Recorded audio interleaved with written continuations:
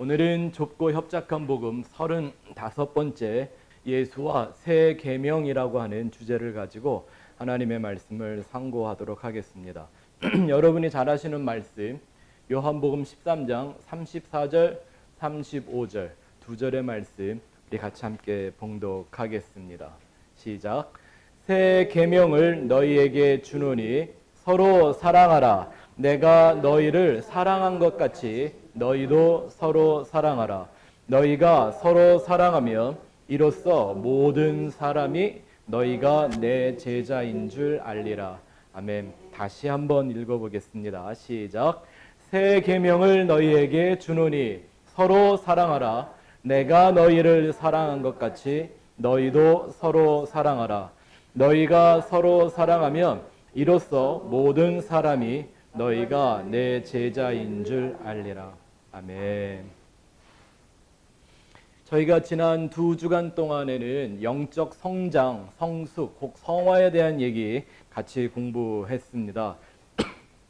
이 성경이 말하는 영적 변화와 성장은 단순한 어떤 인간성의 개선이나 자아 성찰과 같은 그런 사상적으로 이루어지는 것과는 다르다라고 말씀을 드렸습니다. 왜 이런 말 있잖아요. 호박에 줄 긋는다고 수박 되냐? 네, 우리 삶의 그 거듭남이라는 진정한 변화와 하나님만이 우리에게 이루실 수 있는 그 영적 중생은 호박 옆에 겉에다가 줄 긋는 것으로 이루어지는 게 아니라 하나님의 그 말씀이 우리를 찌르고 쪼개서 나라는 존재를 완전히 분해해버리고 예수 그리스도라는 은혜로 진리로 새롭게 세우시는 것, 그걸 바로 하나님의 성화에 일하는 구원의 역사임을 우리는 지난 2주간 동안 잘 생각해 보았습니다. 꼭 기억하십시오. 인생은 본질상 진노의 자식이라고 그랬습니다. 인간은 가만히 놔두면 그 자체로 이미 하나님의 진노가 쏟아져야 될 존재에 불과하고, 그렇게 부패한 타락한 죄인이 자기의 죄성을 조금 잘 컨트롤하고 억누르고 살면서 선행의 가짓수를 좀 더 더하거나 자기를 드러내는 성격 정도를 좀 잘 고치고, 소위 세상에서 말하는 것처럼 철이 좀 들었다고 해서 죄인이 의인 됩니까? 인간들이 그렇게 이게 선한 일이야, 이게 정의로운 일이야 라고 한 일들을 정해놓고 그런 의를 잘 행했다고 칩시다. 하나님이 그 의를 어떻게 보신다고 그랬나요? 이사야 말씀에 보니까 인간이 그렇게 자기 스스로 지켜내는 의는, 그렇다고 그 의를 하나님께 드러내는 그 의는 마치 썩은 걸레와 같다고 얘기를 하죠. 우리 어릴 때 이런 말도 있었습니다. 걸레는 빨아도 걸레다. 우리 인간의 육적 본능, 타락한 존재라는 건 그런 뜻이죠. 이 참된 영적 변화와 성숙은 인간의 노력과 정성으로 이루어지는 어떤 결과물들이 아니라 하나님이 죽였다가 다시 살리는 십자가와 부활의 능력으로만 이루어집니다. 그래서 그런 변화와 성숙은 사실 좀 어렵습니다. 내가 할 수 있는 거라면 내가 열심히 다 하면 되잖아요. 남들 10만큼 10이라는 정도 열심히 할 때 나는 20 정도 하면, 배나 더 하면 남들보다 빨리 이루어질 수도 있고 그런 거 아닙니까? 근데 이 영적 변화와 성숙은 내가 할 수 있는 게 아니라 하나님만이 하시는 것을 기다리다가 하나님이 역사할 때 그것을 당하는 것을 신앙생활이라고 말하는 겁니다. 근데 인생은 때로 그렇게 하나님이 직접 찢으셨다가 도로 싸매시고 하는 이런 치유와 연단의 과정을 스스로 기다리지 않고 자기 스스로를 자꾸 스스로 의롭게 만들려고 서두르는 나머지 하나님이 하셔야 될 일을 내가 땅에서 대신하다가 오류와 교만에 빠지고 맙니다. 그게 바로 예수님 시대의 바리새인들, 율법사들, 서기관들, 제사장들, 이런 사람들이 빠져있던 저주받은 행위들이었죠. 그래서 성도란 예수만 믿고, 할렐루야, 그 안엔 내가 없는 거예요. 돈도 없어요. 친구도 없어요. 예수님의 말씀을 필요하면 거긴 부모 자식도 없어요. 누구만 믿어요? 예수만 믿고 그 안에서 모든 걸 내려놓고 모든 걸 부인하고 주님만 잠잠히 기다릴 때 그때 하나님이 일하신다고 말씀하고 있습니다. 아니 목사님, 그러면 우리는 언제 변화하고 언제 성숙할 수 있을까요? 그런 걱정은 하나님이 하시도록 내버려 두십시오. It is none of your business. 하나님의 백성은 누가 만들어요? 하나님이 알아서 만드십니다. 내가 10년, 20년 노력을 해도 안 될 일들을 주님은 하루 만에 혹은 한순간에도 이루어내시는 분이죠. 하루가 천년 같고 천년이 하루 같다는 게 그런 말씀이지 않습니까? 우리가 흔하지는 않고 많이 경험을 하지 못해서 안타까워서 그러지 어느 순간 이 진짜 천국 복음, 예수의 은혜와 진리를 듣고 어떤 사람들이 변화하고 깨지고 믿음의 관점과 방향이 달라지는 것을 볼 때 보면 그건 시간이 오래 걸린다고 노력했다고 되는 게 아니라는 거 금방 알죠. 어떤 사람들은 그냥 한 번에 알아듣기 시작합니다. 귀 있는 자들이. 들을 귀가 있는 사람들은 한 번에 깨어납니다. 하나님이 하시는 일이기 때문에 그렇습니다. 이렇게 천국이라는 하나님의 나라는 그 예수 그리스도로 우리를 새롭게 태어나게 만드는 새 피조물로 만드시는 예수의 흔적을 가진 사람들이 들어가는 곳이지 자기가 스스로 종교나 인격이나 도덕이나 윤리를 쌓은 훈장 갖고 들어가는 데가 아닙니다. 종교적인 훈장이 많은 사람과 예수의 흔적을 가진 사람은 질적으로 다릅니다. 아멘. 그 영적 성장이란 바로 내 안에 그 예수의 흔적을 갖기 위해 예수와 그의 은혜를 알아가는 것이지 나를 알거나 나를 만들거나 나의 어떤 가치를 높이는 일들이 아니라는 것 우리는 잘 생각해 봐야 합니다. 이걸 꼭 다시 한번 강조해야 된다고 지난 목요일날 여러분들이 말씀하셔서 부득불 기쁨으로 복습을 해드렸습니다. 오늘부터는 우리가 2주간 예수와 계명에 대한 얘기를 좀 하려고 합니다. 왜냐하면 예수님은 오셔서 인생들에게 새 계명을 주십니다. 오늘 우리가 읽었던 그 본문의 말씀이죠. 그리고 그 새 계명의 주제를 보면 사랑하라라고 하는 명령이 주어져 있습니다. 계명이라는 말은 명령입니다. 법이고 명령인 거예요. 그리고 예수님이 하시는 말씀을 사랑해야 비로소 나의 제자가 된다라고 얘기하고 있습니다. 예수님이 우리를 사랑하신 것처럼 우리가 서로를 사랑해야만 제자가 된다. 그렇기 때문에 교회는 사랑의 공동체가 되어야 된다. 당신은 사랑받기 위해 태어난 사람입니다. 이렇게 해서 기독교는 어떤 사랑의 종교의 대명사가 되어져 있습니다. 물론 교회는 참 사랑의 공동체 되어야 합니다. 선택이 아닙니다. 이건 필수고 사명입니다. 그리고 하나님이 주시기로 약속한 그 완전한 사랑을 받기도 하고 전하기도 하는 존재로 거듭나는 곳이 교회 맞습니다. 그래서 우리가 구원의 확신도 있고 그러는데 오늘도 이 지옥 같은 세상에 여전히 살고 있는 겁니다. 왜? 그 사랑이 필요한 사람들을 위해서 말입니다. 그게 저와 여러분들의 사명 맞습니다. 아멘. 그런데 이 사랑이라는 것과 계명이라는 것에 대한 해석이 올바르지 않으면 어떤 일이 벌어질까요? 자, 이 말을 기억하십시오. 다음 주에 우리가 좀 더 정확하고 좀 구체적인 설명을 드리겠지만 하나님은 사랑이십니다. 맞습니까? 근데 사랑이 하나님이십니까, 그러면? 만약에 영어로 하나님이 사랑과 이퀄하다라고 얘기한다면, 그죠? 사랑도 하나님이어야 되잖아요. 근데 분명히 하나님이 사랑하시는 존재 맞습니다. 하나님만 완전한 사랑의 존재입니다. 그런데 그 사랑이 하나님입니까? 그건 아닌 것 같죠?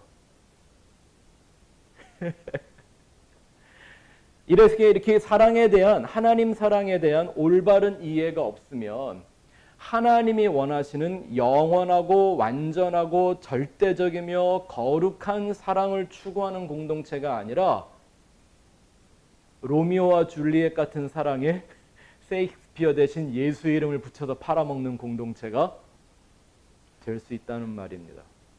그래서 하나님의 말씀에 보면 하나님의 사랑에는 두려움이 없다. 모든 두려움을 내어 쫓는다 그랬는데요.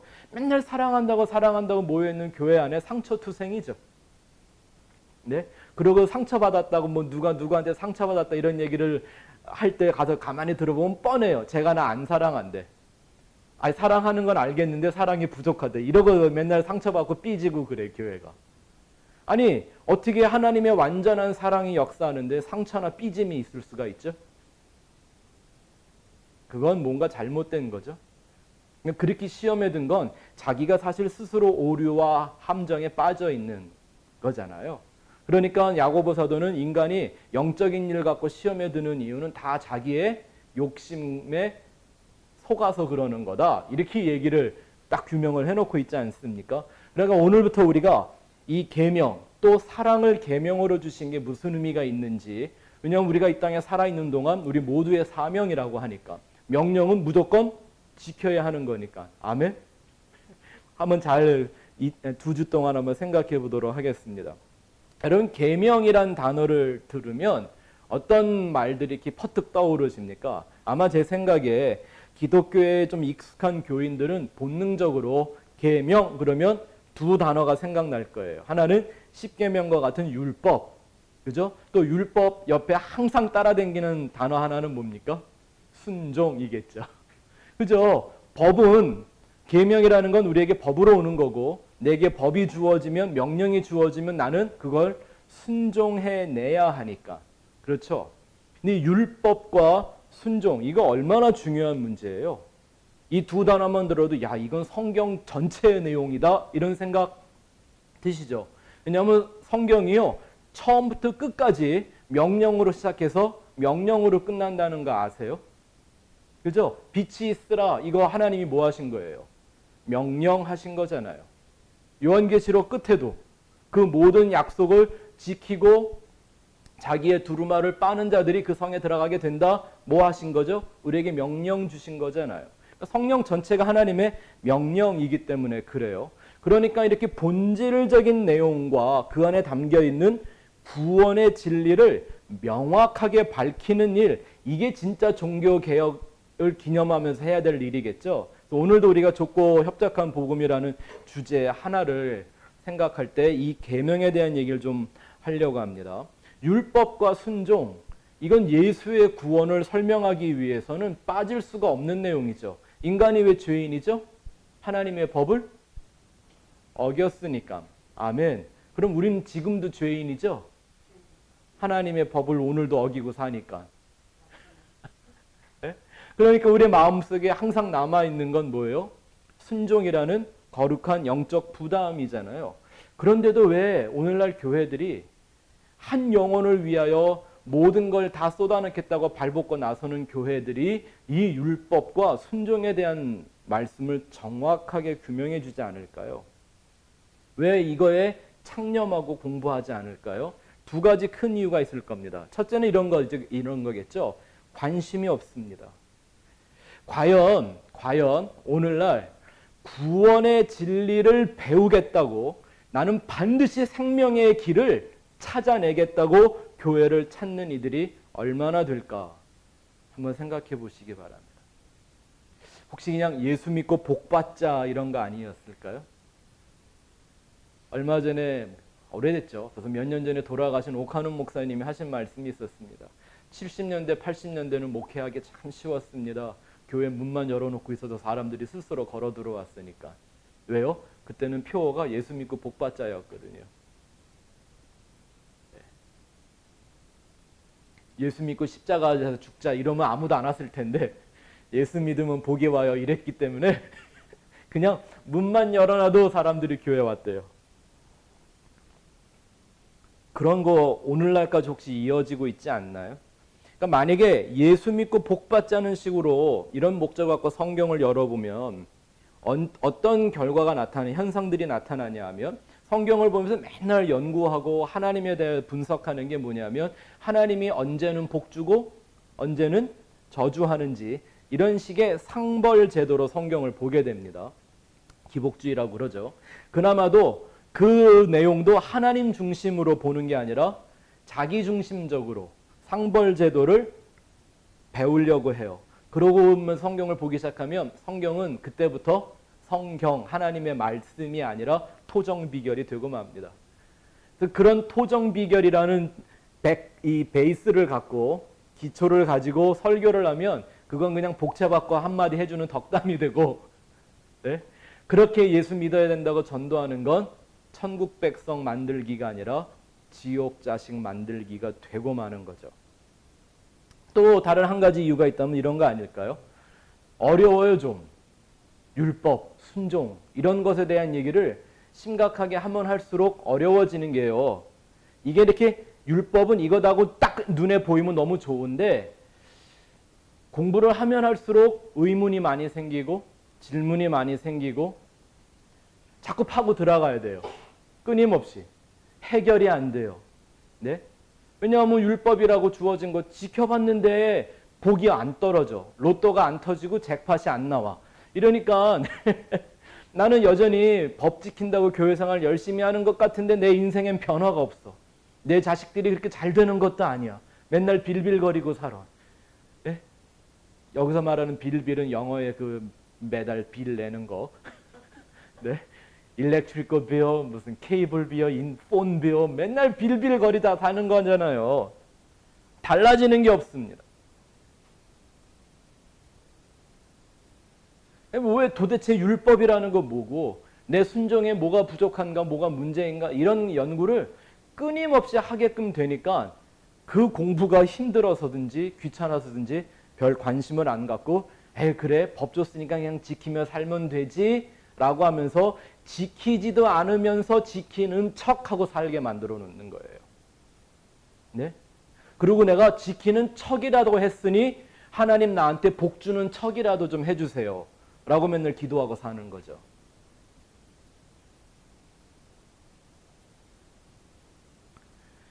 근데 제가 이런 얘기를 이렇게 쉽게 여러분들에게 해드리는 까닭은 저도 똑같은 사람이었거든요.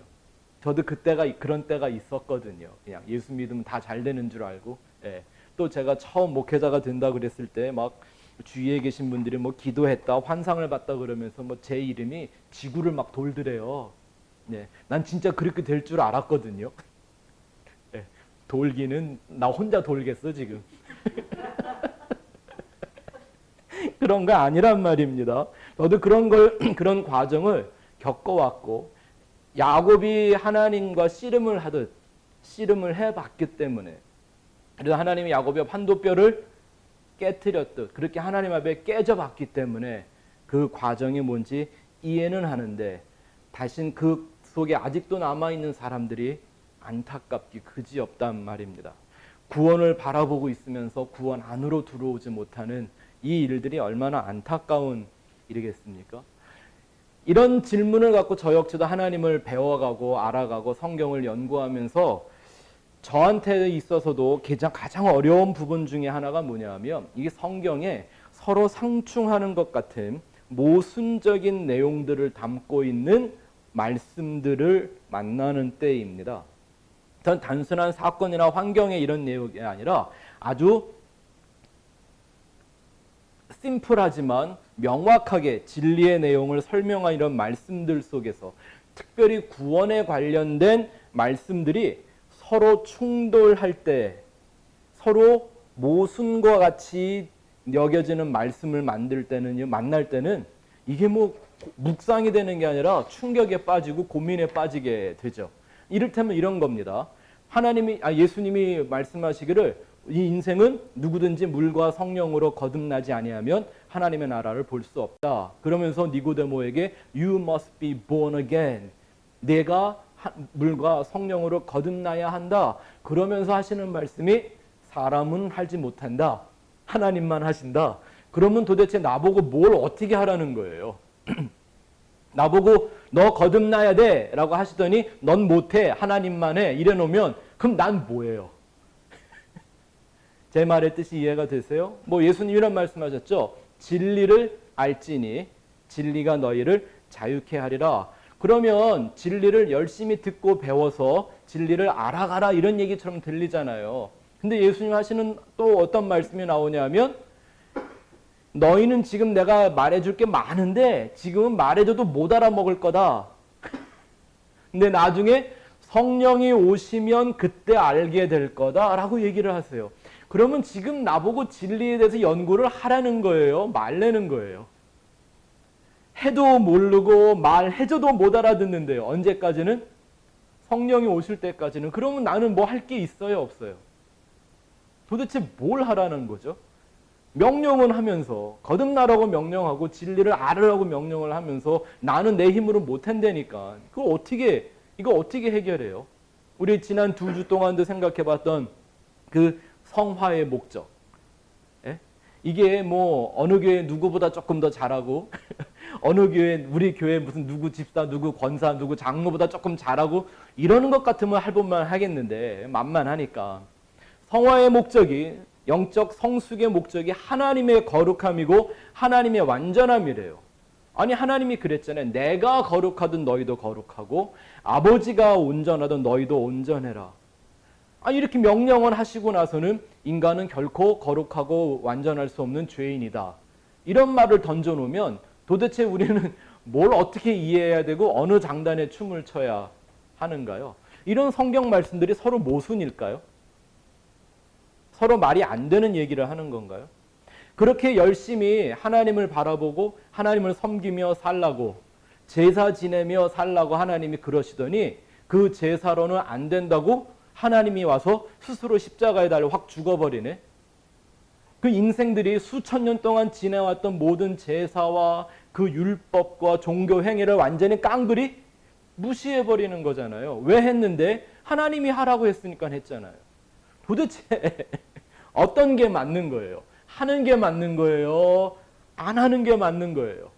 지키는 게 맞는 거예요? 안 지키는 게 맞는 거예요? 어렵죠? 그러니까 공부를 안 한다니까 사람들이. 생각하기 싫어서. 예. 뭐 하다못해 시장에 가서 파 한 단이라도 고를 때 앞뒤 좌우 다 재가며 고르시는 분들이 자기 영혼 구원에 대해서는 왜 한 번 더 생각하는 걸 불편해하고 귀찮아하는지 잘 모르겠습니다. 보세요. 진리라면 결코 모순이 있으면 안 되는데 이렇게 상충되는 내용을 어떻게 진리로 이해하고 깨달을까? 이게 쉽지가 않죠. 언제까지? 은혜가 무엇인지를 깨닫기 전까진 이 율법과 순종의 문제를 이해하기가 굉장히 어렵습니다. 그러니까 오늘 예수님 말씀에 내가 새 계명을 주는데 너희가 서로 사랑해라. 내가 사랑한 것처럼 너희도 사랑하고 너희들이 서로 그 사랑을 지키면 내 제자가 된다라는 말을 이런 고민 없이 그냥 하지도 못하면서 그렇죠? 할 수도 없으면서 그래 우리 사랑해야지. 예수님 사랑하라 그랬으니까 우리는 반드시 사랑을 해버릴 거야. 오늘 안 되면 내일이라도 하지. 뭐 이런 종교 놀이에 빠져버리고 만단 말입니다. 자, 여러분들은 그동안 성경을 복음적으로 저와 열심히 공부를 했기 때문에 율법과 은혜의 역학관계를 잘 아실 겁니다. 뭐 쉽게 빨리 복습을 하면 이런 거죠. 하나님이 우리에게 율법을 주신 건 그 율법이 우리를 하나님의 은혜로 이끌어가는 몽학선생, 영어식으로 말하면 마치 여행할 때 가이드와 같은 길잡이가 되어준다라는 거예요. 그래서 하나님이 인생에 율법을 주신 건 이거 지키면 내가 복 줄게 하고 주려고 하신 게 아니라 그 율법을 통해서 자기 자신이 영원한 저주와 멸망에 합당한 죄인이라고 하는 이 실존을 발견하라고 주신 것이죠. 내가 이렇게 아무것도 할 수 없는 죄만 짓는 죄인이구나라는 걸 율법을 통해 깨달아야만 그 안에 그 심령 속에 생기는 게 뭐예요? The broken heart, 상한 심령, 하나님을 향하여 울부짖는 깨어진 마음, 이게 생기죠. 왜? 그래야만 그때부터는 내가 율법을 더 잘 지키겠다고 까불지 못하고 하나님의 은혜라는 용서와 사랑을 구하게 되니까. 그렇죠? 인간의 그나마 그 상한 심령을 가지는 것조차도 인간의 힘으로 되지 않는 것이기에 예수님이 오셔서 우리를 대신하여 율법을 완성해 주셨죠. 아멘. 예수님 오신 게 나는 율법을 폐하러 온 게 아니라 율법을 완성하러 왔다. 그래서 그 율법을 완성하신 예수님을 믿는 그 믿음을 하나님이 의로 여겨주신다고 합니다. 이게 은혜의 내용인 거죠. 율법과 은혜는 이런 관계를 가지고 있단 말입니다. 그런데 여기에 이제 문제가 하나 생깁니다. 율법을 완성하러 오신 예수님이 그 율법을 완성해서 끝내버리지 않고 우리 인생들에게 더 지키기 어려운 율법 계명 이거 하나를 확 던져 놓으십니다. 그죠? 이래야 되잖아요. 내가 율법을 완성했으니까 이제 너희는 그런 거 안 해도 돼. 뭐 예를 들면 지금 우리가 소 잡고 양 잡고 이러면 제사 하나요, 안 하나요?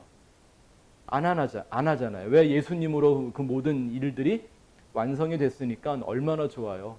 아마 구약 시대에 우리가 태어났었으면요. 하나님 앞에 제사 지내고 이렇게 예수 그 하나님을 믿고 살아야 천국 간다 그래도요. 에라 난 돈 아까워서 못 가 이러고 안 하는 사람이 더 많을걸요. 이렇게 교회에 사람들이 많이 몰려들지 않을 거예요. 그렇죠? 그런데 예수님이 그 모든 율법의 기간이나 율법의 역할을 끝내준 게 아니라 제자들을 떠나시기 전날 밤 제자들을 모아놓고 새 계명, 새로운 명령 하나를 던지시고 떠납니다.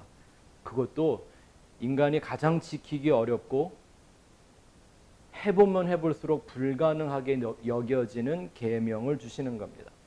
여러분들 기억하시죠? 어느 날 율법사들이 예수님을 시험하려고 예수님한테 찾아와서 물어봅니다. 모세는 우리에게 계명을 10가지 계명을 주었는데 당신은 우리한테 뭘 주겠습니까? 그리고 또 물어보는 게 그 계명들 중에 어느 게 제일 크고 첫째 되는 계명입니까? 이랬어요. 이 사람들이 웃기는 게 뭐냐면 하나님이 주신 계명에도 자기들이 순번을 매기는 거예요. 이게 더 중요해? 이게 더 큰 거야? 이런 거요. 완전한 하나님이 주신 계명에 어느 것이 크고 어느 것이 더 중요하고 덜 중요하고 이게 있을 수 있을까요? 네? 이건 다 사람들이 수작을 부리는 거죠. 하나님 앞에서. 그때 예수님이 하신 말씀이 10계명을 딱 2개로 요약해 주시죠. 첫째는 하나님을 사랑하고 마음과 뜻과 정성과 힘과 성품을 다해서 생명 다해서 하나님 사랑하고 둘째는 이와 같으니 그러니까 이 말은 뭐냐면 둘째는 하나님 사랑하는 첫 번째 거와 내용상 똑같은 거다라고만 말하면서 내 이웃을 내 몸같이 사랑해라. 그리고 아마 제가 거기 서 있는 율법사였으면 그럼 3번째 나오겠지 하고 기다렸을 거예요. 첫 번째는 하나님 사랑, 2번째는 이웃 사랑, 셋째는 나 사랑. 이러면 아싸. 이랬을 텐데 거기서 끝이 나버려요. 하나님도 사랑하고 이웃도 사랑하고 날 사랑하라는 말이 없네. 그렇다면 그게 가장 첫째 되고 큰 계명으로 예수님이 요약을 해줬다면 예수님 생각에 가장 큰 죄, 가장 첫째 되는 죄는 뭐라는 거예요? 자기 사랑이라는 얘기겠죠? 그렇잖아요. 나만 빼고 다 사랑해야 돼. 다 사랑해야 되는데 나만 사랑하면 안 된대요. 그런 나만 사랑하는 이기적인 사랑이 아니라 타인만 사랑하는 이타적인 사랑. 여러분 이것도 사실 쉽지 않죠. 어려워요. 로미오와 줄리엣처럼 하고 싶어도 안 돼요. 그런데 예수님이 말씀에 그 계명이 뭐냐면 사랑하는 방식도 설명해 주는데 내가 너희를 사랑한 것 같이. 사람이 하나님이 인생을 사랑하는 것처럼 사랑할 수 있을까요? 네? 그만큼 사랑할 수 있을까요?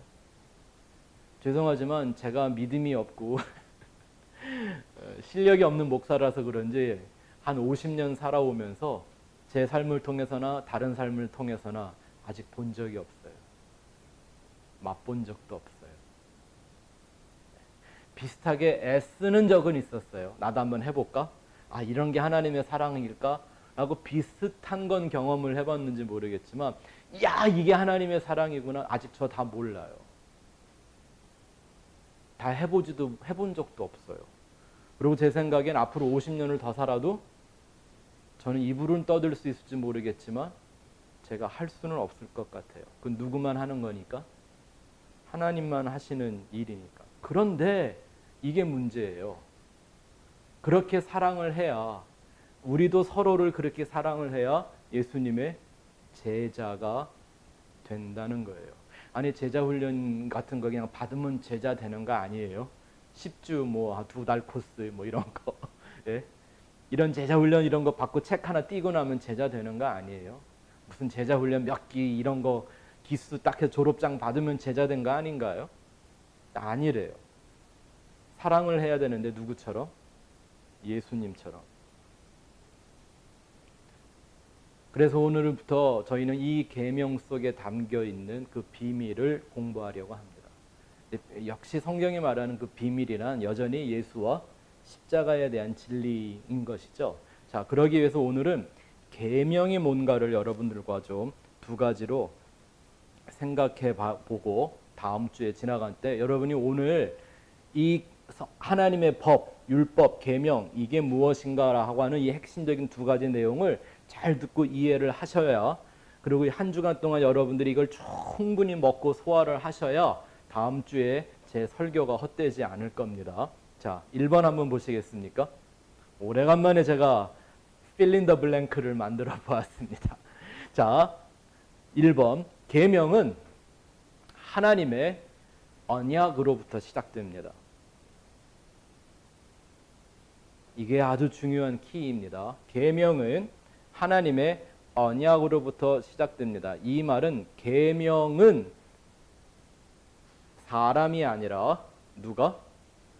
하나님이 지키신다는 것입니다. 아멘.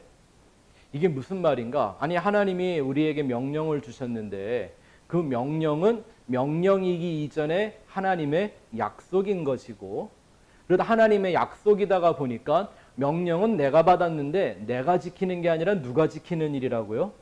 하나님이 지키시는 거라는 얘기입니다. 자, 이제 설명을 드릴 테니까 여러분들이 지난 2년 동안 공부한 그런 모든 내용들을 다 끌어올려서 이 내용을 같이 한번 이해해 보시기 바랍니다.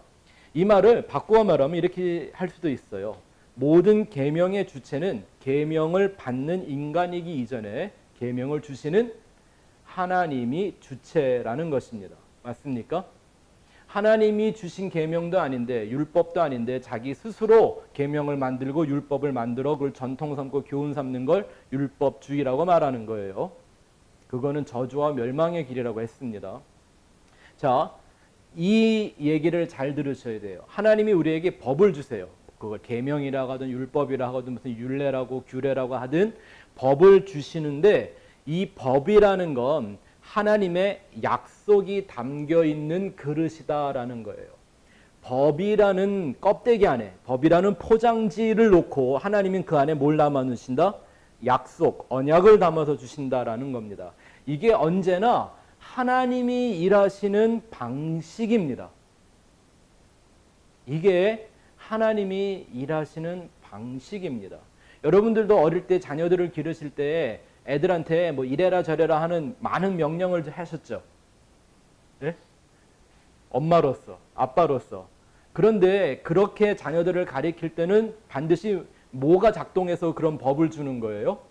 엄마로서, 아빠로서의 약속, 언약, 이게 담겨 있어서 아이들에게 법을 주게 되지 않습니까?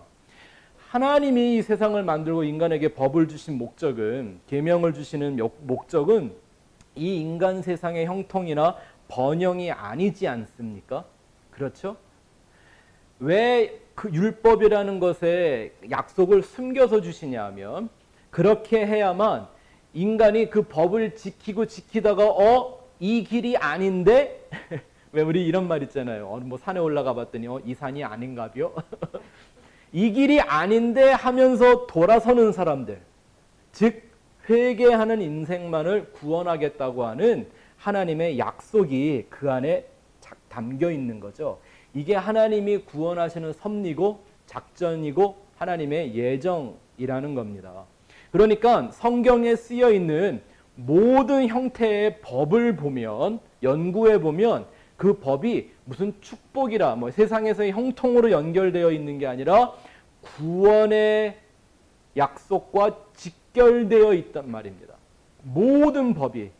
우리가 지난주에도, 지난 목요일이었나요? 우리 이런 얘기 많이 했죠. 심지어는 제사를 드릴 때 짐승을 토막을 내고 그 짐승 뱃속에 있었던 똥을 치우는 방법까지에도 뭐가 담겨 있어요? 구원의 약속, 구원의 의미, 이 진리가 그 안에 담겨 있는 거예요. 하나님이 인간에게 주신 모든 법이 처음부터 끝까지 다 그렇단 말입니다.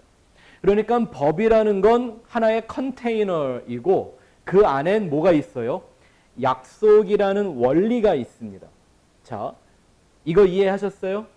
그러니까 하나님이 우리에게 법을 주시면 나는 그걸 명령으로 받지만 하나님의 마음속에 뭐가 있는 거예요? 그 법을 통해 하나님이 일하기 원하시는, 하나님이 성취하시는 약속이 담겨 있는 거죠. 그러면 자, 제가 드리는 이 얘기를 듣고 다음 질문에 한번 답해 보시기 바랍니다. 하나님이 우리 인생을 창조하자마자 작정하신 듯 계명을 쏟아냅니다. 생육하고 번성하고 땅에 충만하라. 정복하고 다스려라. 이런 말씀에 이런 단어들의 뜻이 뭔지 천지창조에서 잘 배웠죠. 이 말들을 잘못 이해하면 교인들이 나폴레옹 같은 영웅심리에 빠지고 맙니다. 왜 막 정복하고 다스리려니까. 그런 거 아닌 거 잘 아시죠? 근데 하나님이 이런 명령을 줄 때까지는 좋았습니다. 좋잖아요. 생육도 하고 번성도 하고 정복도 하고 막 다스리라고. 그런데 여기까지 하고 끝내셨으면 좋았을 걸. 인생의 운명을 송두리째 바꿔놓는 계명 하나를 쑥 던져놓으십니다. 그게 뭐예요?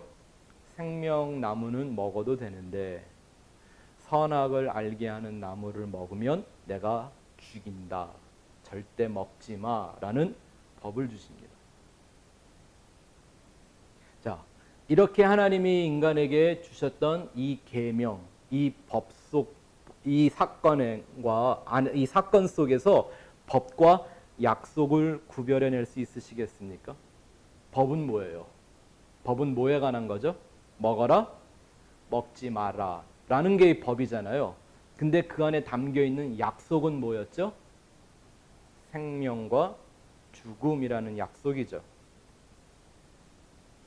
자, 좀 이해가 되시는 표정 시작. 그죠? 법을 주셨으니까 이게 법인데 계명이었는데 율법이었는데 법은 먹거나 말거나 하는 거에 대한 내용이에요. 근데 거기서 끝나는 게 아니잖아요. 약속을 담고 있죠. 먹으면 죽고 안 먹으면 살고 생명나무 먹으면 생명이 주어지고 선악을 알게 하는 나무를 먹으면 죽음이 주어지고 이거는 하나님만이 주시는 약속이잖아요. 자, 이거 잘 생각하셔야 된단 말입니다. 이거 잘 배워놓으셔야 된다. 이 원리. 이거 원리를 알아야 다음 주에 왜 사랑이라는 계명이 내 안에 있어야 제자가 되는지 비로소 그 내용을 보게 될 거예요. 법은 먹어라 말라의 문제였어요.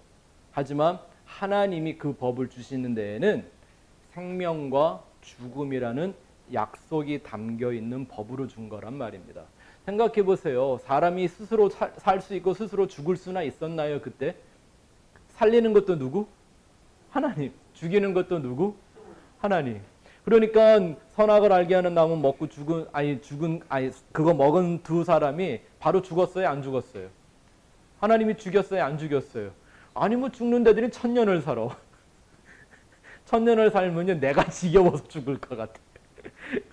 하나님의 약속이 그렇게 우스운 얘기들 아니에요. 그죠? 이건 하나님만이 이룰 수 있는 생명과 죽음이라는 약속이 담겨 있는 거예요. 더 중요한 것은 이 내용 속에 더 중요한 건 법이라는 게 하나님이 우리 인간에게 계명을 주시면 마치 인간이 스스로 할 수 있는 어떤 것처럼 보이지만 그 안에 담겨 있는 약속은 누구만 할 수 있는 거라고요? 하나님만이 지킬 수 있는 약속입니다. 먹고 안 먹고는 사람이 하는 일이지만 그 먹든지 안 먹든지 하는 그 인생들에게 생명이든 죽음이라는 약속을 이루어내는 분은 누구만 하시는 거라고요? 하나님만이 하시는 일입니다. 그러니까 법, 율법, 계명이라는 것은 하나님의 약속을 성취하시는 방식이죠. 이게 핵심입니다. 다시 한번. 그렇기 때문에 성경에 주어진 그 수많은 성경 속에 가득한 많은 법과 계명들은 사실은 인간이 지키고 안 지키고의 문제에 있었던 게 아니라 핵심은 그 안에 담겨 있는 하나님이 약속을 지켜내신다라는 거죠. 자, 그러면 1번에 그 여러분들이 답을 하신 내용을 분명히 이해하실 수 있을 거예요. 한번 같이 읽어볼까요? 시작. 계명은 하나님의 언약으로부터 시작되는 것이고, 이 말은 계명은 사람이 아니라 하나님이 지키신다는 겁니다. 아멘. 자, 이해가 되셨어요? 이렇게 제가 설명을 해드리는 게 뭐냐면, 아니 하나님이 나한테 명령했으면 내가 지키는 거지 그걸 왜 어떻게 하나님이 지켜? 이렇게 생각을 쉽게 너무 단편적으로 정말 1차원적으로 유치원생처럼 생각을 하니까 내가 이렇게 구구절절히 설명을 드리는 거죠. 이제 이해가 되셨죠? 법과 약속의 관계. 네. 약속을 이루기 위해서 하나님이 먼저 주시는 게 뭐라고요? 율법이고, 약속을 담은 법을 우리 인간에게 주시는 거예요. 그래서 하나님의 관심은 법에 있는 게 아니라 약속에 있단 말입니다. 문제는 그 약속은 누구만 하실 수 있기 때문에 하나님만이 하시는 것. 그렇지만 그 에덴 동산에 나타났던 뱀, 이 뱀의 속임수는 뭐였죠? 약속에 집중하지 못하게 만들고 법을 중요하게 여기게 한 거죠. 그 법의 함정에 빠져 법과 함께 멸망받게 만든 것이 바로 마귀의 속임수요. 그걸 율법 종교라고 하는 거예요. 이러한 법 안에 담긴 약속의 원리를 우리 인생들은 참 이해하기가 어려운 모양입니다. 그렇죠? 어렵죠? 처음 들으셨나요, 혹시? 자, 생각해 보세요. 성경에 우리가 잘 아는 얘기들 속에 다 들어있는데 그렇게 우리가 생각을 못했기 때문에 그러죠. 자, 지금 제가 말씀드린 이 법과 약속의 차이를 설명하는 스토리가 바로 믿음의 조상이라고 하는 아브라함과 그 아브라함이 낳은 두 아들 이스마엘과 이삭의 얘기잖아요. 자, 둘 다 아브라함이 난 자식이지만 성경이 하나는 육신의 자식이라고 말하고 또 하나는 약속의 자식이라고 구별을 하죠. 자, 로마서 9장 7절 8절을 한번 같이 읽어보겠습니다. 시작. 또한 아브라함의 씨가 다 그의 자녀가 아니라 오직 이삭으로부터 난 자라야 내 씨라 불리리라 하셨으니 곧 육신의 자녀가 하나님의 자녀가 아니요 오직 약속의 자녀가 씨로 여기심을 받느니라. 예. 자, 여기서 말하는 이 육신의 자식을요, 약속과 대조되는 법의 자식, 율법 자식이라고도 여러분들이 비유를 해서 이해를 하시면 쉽습니다. 자, 제가 설명을 드릴 테니까 이게 무슨 말인가 한번 잘 들어보십시오.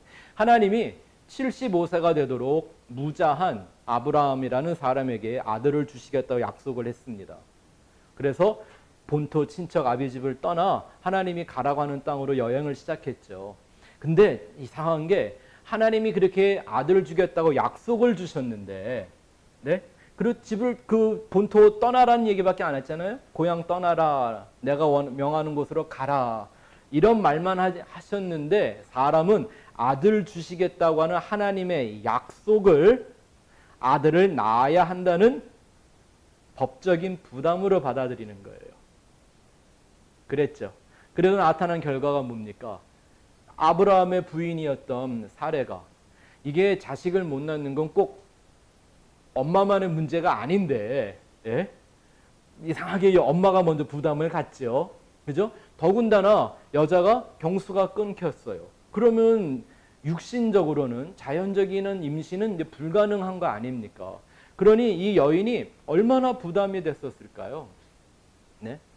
물론 성경에 자세하게는 안 나왔지만요. 아마 이 여인이 얼마나 고민하고 마음 졸이며 난 언제 아기가 들었을까.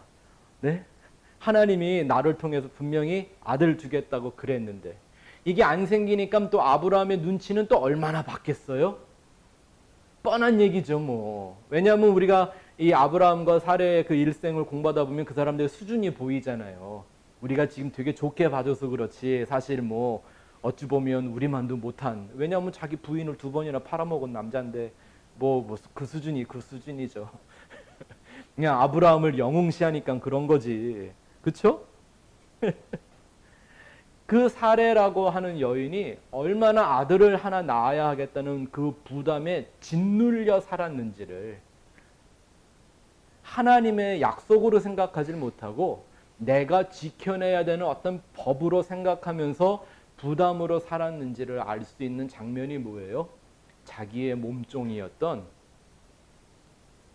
하갈이라는 여인을 통해서 아들을 낳으라고 남편에게 허락을 해줍니다. 오죽하면. 네? 이게 혹시 남의 얘기니까 역시 희생정신이 투철한 여인이군 이렇게 생각하시겠어요?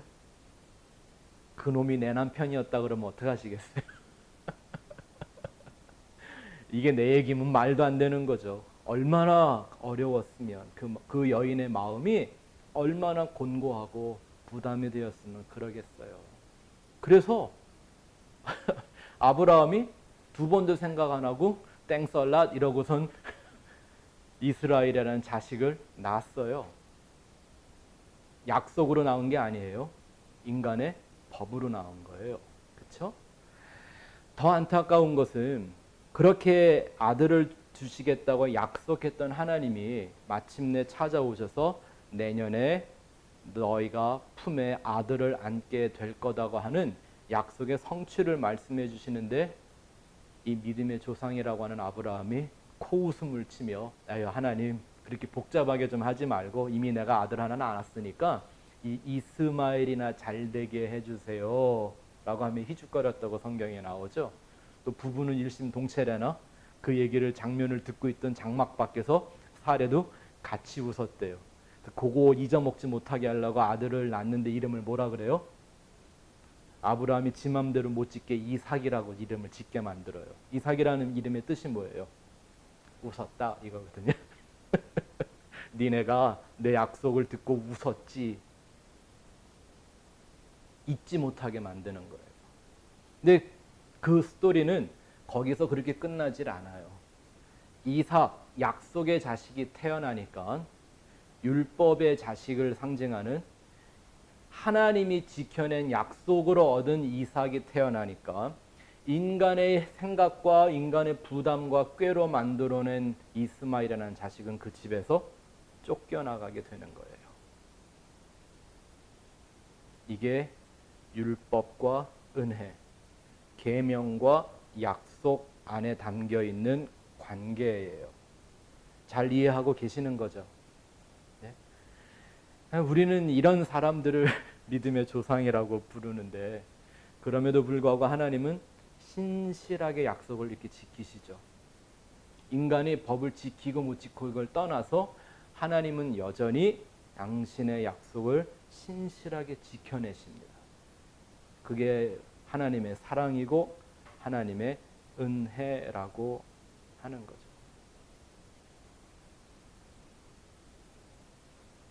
그러니까는 결국 인간이 오해한 하나님의 법과 계명들은 그 인생들이 스스로 하나님을 믿지도 못하고 알지도 못하는 죄인임을 드러내는 방식인 거죠. 네? 아브라함이 하나님을 몇 살 때 만났대요? 75세에. 근데 하나님이 내년에 내가 아들 줄게 하고 하신 말씀이 언제 주어졌어요? 99세에. 그러니까 대략 25년을 하나님을 믿고 따라다녔다 그러는데도 여전히 하나님을 믿었어요? 하나님을 알았어요? 아니요. 근데 왜 아브라함은 그런 대박이 난 걸까요, 인생에? 하나님이 선택하고, 하나님이 부르시고, 하나님이 택하셔서, 하나님이 약속을 주시고 그 약속을 신실하게 이루는 것입니다. 성경이 물론 시대적으로 주어진 것들이 조금 다르긴 하지만 구약적이고 신약적인 모든 이 메시지들은요, 다 이런 의미들을 담고 있는 거라고 여러분들이 이해하셔도 됩니다. 신약의 법은 이런 구약의 법들을 완성함으로써 주어진 거죠. 신약의 계명들은. 그리고 구약에 있는 모든 그 사건 사고들은 신약에 이루어진 그 계명의 내용들을 설명해주는 하나하나의 예화들이죠. 그러니까 목사가 성경하면서요, 설교하면서 뭐 작년에 어느 나라에서 어디서 생겼던 이런 예화 할 필요가 없어요. 성경에 예화가 다 들어있는데 하나님이 이걸로 예화를 갖고 신약의 법을 설명해 이렇게 주셨는데 왜 그걸 안 하나 모르겠어요. 자, 이건 이제 우리가 이제 아브라함을 통해 구약적인 얘기를 했다면 신약적인 얘기를 한번 해볼까요? 아들을 낳는다는 것보다 더 어마무시한 하나님의 법이 주어지죠. 데살로니가 5장 16절 18절 한번 읽어봅시다. 가장 많이 한때 집집마다 가게마다 붙어있던 성경 구절인데 한번 읽어봅시다. 시작. 항상 기뻐하라, 쉬지 말고 기도하라, 범사에 감사하라. 이것이 그리스도 예수 안에서 너희를 향하신 하나님의 뜻이니라. 아멘. 이게 우리 모두를 향한 하나님의 뜻이랍니다. 하나님의 법이에요. 명령이고요, 계명입니다. 근데 여쭤봅시다. 이거 하실 수 있는 분 계세요, 여기? 네? 항상 기뻐하실 수 있나요? 항상 기뻐하려는데 지금 조는 건 뭔가요, 그러면? 쉬지 말고 기도하라 그랬는데 저는 지금 기도 안 하고 설교하고 있는데 이건 어떻게 해야 되나요? 범사에 감사하라고요? 아니 뭘 감사할 건덕지가 이렇게 예? 뭐 우리가 뭐 감사하라니까 감사할 것도 별로 없는데 어쩌다가 생긴 그 감사의 조건을 막 뻥튀기 해갖고 억지로 막 감사의 소설을 쓰라는 얘기인가요? 우리 보고? 근데 이게 하나님의 뜻이래요. 도대체 어떻게 이거를 해볼 수 있을까요?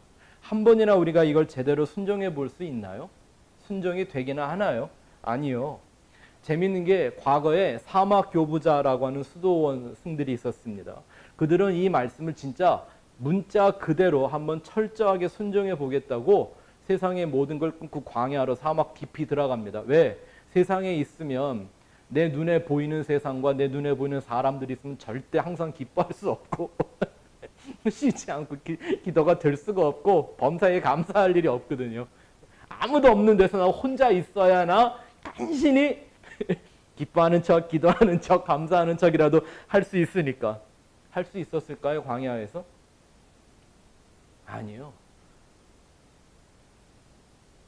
제가 옛날이죠. 오래됐는데 여러분들이 그림도 한번 보여준 적이 있어요. 한때 기둥 위의 성자라고 불렸던 수도사가 있었습니다.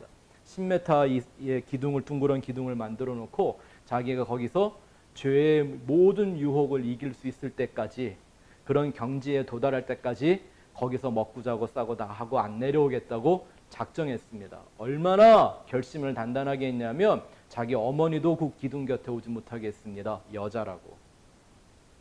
그런데 그 기둥 위의 성자가 어디서 죽었을까요? 기둥 위에서. 무슨 얘기예요? 결코 유혹을 이길 수 없었다 그러죠. 끝내 유혹을 이길 수 없는 존재였었으니까 못 내려오고 거기서 죽었겠죠. 왜냐하면 이게 노력한다고 되는 일인가요? 항상 기뻐하고 쉬지 않고 기도하고 범사에 감사하는 게. 그러면 우린 이걸 생각해 봐야 돼요. 아니 이렇게 인간은 할 수 없는 법을 주셨다면 아니 목사님 법 속에는 하나님의 약속이 담겨 있는 거라면서요. 이 법 속에 그럼 무슨 약속이 있는 건가요?를 보면 아 이건 내가 지키는 법이 아니라 하나님이 성취하는 약속이구나를 알 수가 있죠. 항상 기뻐하라 라고 하는 법 속에는 무슨 약속이 있을까요? 하나님이 우리 인생의 궁극적인 기쁨의 이유가 되어주시겠다라는 약속이겠죠. 나만 가지고도 기쁨이 충만한 삶을 살게 하겠다고 하는 하나님의 약속이 이 속에 담겨 있겠죠. 그렇지 않은데 우리가 무조건 기뻐하는 건 그건 기쁜 게 아니라 미친 거죠. 맛이 간 거고. 쉬지 말고 기도하라고 하는 이 법 속에는, 이 계명 속엔 어떤 약속이 담겨 있을까요? 우리는 쉬지 말고 기도할 수 없으나 하나님은 쉬지 않고 일하신다면서요. 내가 너를 위해 쉬지 않고 일할게 라고 하는 하나님의 약속이 이 기도라는 것 속에 담겨 있는 거 아니에요. 그러니까 우리는 기도를 통해 뭘 만나는 거예요? 쉬지 않고 구원의 역사를 이루어 가시는 하나님을 맛보고 경험하는 게 기도인 것이죠. 범사에 감사하라라는 건요. 이건 뭐 그냥 감사치레하라는 이런 얘기가 아니잖아요. 감사라는 게 뭐라 그랬죠? 야다. 하나님을 경험함으로 눈으로 보는 것처럼 알게 되는 것. 이게 바로 하나님에게 감사하는 야다라고 하는 건데, 하나님이 당신 스스로를 우리에게 끊임없이 우리가 그 하나님을 믿고 아는 것에 하나가 될 수 있도록 하나님 자신을 우리에게 계시해 주신다고 하는 그 약속이 이 말씀, 이 구절 속에 담겨 있어야 이 말씀이 이루어지겠죠. 하나님이 그랬잖아요. 하나님의 입에서 나아간 말씀은 절대 헛되이 하나님에게 돌아가지 않고 반드시 이루어진다. 할렐루야. 맞습니까? 그러니까 항상 기뻐하라, 쉬지 말고 기도하라, 범사에 감사하라는 나는 할 수 없는데, 나는 지킬 수 없는 계명이지만 하나님은 성취하시는 약속이다라는 거죠. 그럼 여러분들은 이런 구절을 볼 때 이걸 법으로 받으실래요? 약속으로 받으실래요? 성경에 담겨 있는 계명과 약속이 다 이런 구조를 가지고 있는 것을 여러분들이 잘 이해하셔야 합니다. 그렇다면 이 성경이 모든 법과 계명의 형태로 우리에게 주어졌는데, 그 중에 그 많은 법들 중에, 많은 계명들 중에 하나님 아버지만이 성취할 수 있는 가장 중요한 법이 어떤 법일까요? 예수만 믿어야 영생을 얻는다는 법이죠. 구원의 법. 아멘. 이보다 더 중요한 법 있나요? 다른 법은 다 몰라도 이 법은 알아야 하잖아요. 근데 제가 설교 초반에 말씀드린 것처럼 구원이 내가 애쓴다고 내 힘으로 되는 일인가요? 누구만 하는 약속이에요? 하나님만 주시는 약속이에요. 자, 오늘은 시간이 좀 설명을 제가 여러분들이 이해를 돕기 위해서 자세하게 하다 보니까 1번까지밖에는 못할 것 같은데, 자, 요까지 오늘 자세하게 한번 공부를 해봅시다. 그렇다면 예수만 믿어야 한다는 법으로 예수님이 이 세상에 오셨죠. 하지만 그 예수 안에는 구원이라는 유일한 약속이 담겨 있었죠. 아멘. 예수만 믿어야 한다고 하는 그 법 속에는 그 법을 지키는 사람들에게 허락하시는 하나님의 구원이라는 은혜와 사랑이 그 안에 담겨 있는 거죠. 그래서 그 법을 통하여 법 지킨다고 까부는 사람들이 아니라, 네? 오늘날 예수 믿는다고 말하는 사람들은 정말 많아요. 마치 예수님 시대에 나도 하나님 믿어 이런 사람들이 태반이었던 것처럼. 그런데 그런 법을 아는 게 아니라 그 안에 담겨 있는 약속을 깨달아 내가 법으로 가던 길에서 돌이켜 은혜라는 방향으로 회개하는 사람들만을 하나님이 구원하시기로 작정하시는 거죠. 그렇게 예수님이 세상에 오신 거란 말입니다. 그런 의미에서 예수는 어떤 종교적인 숭배의 대상이 되거나 내가 어떤 행동을 본받고 흉내를 내는 그런 샘플이 아니라 예수님 말씀하신 것처럼 그 예수를 먹어야 하는 겁니다. 먹는다는 말, 이걸 잘 이해하시겠죠? 네.